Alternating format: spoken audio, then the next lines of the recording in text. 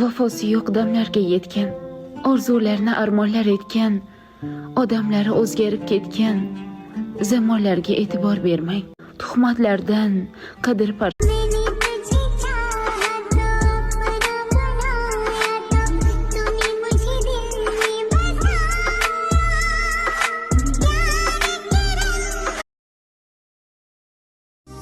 Biz doim birovlarning ko'nglini og'ritishdan qo'rqamiz.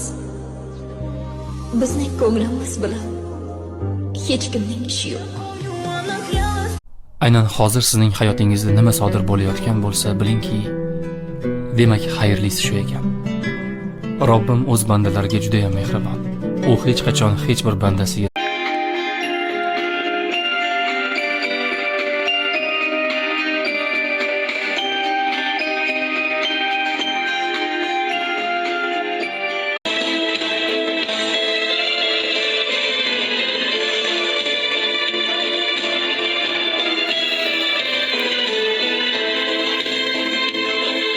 Bugün kimin doğum günü?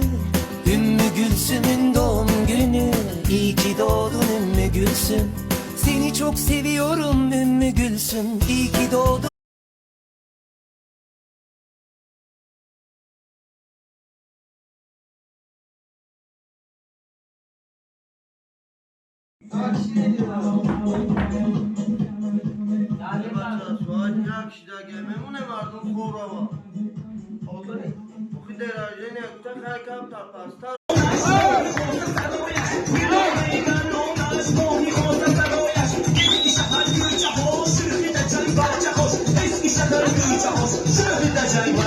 صدایت کردم دوای دردم من همون مردم و دل پر دردم نبودی همدم چه کارو کردم که تو رو به دست دارم اما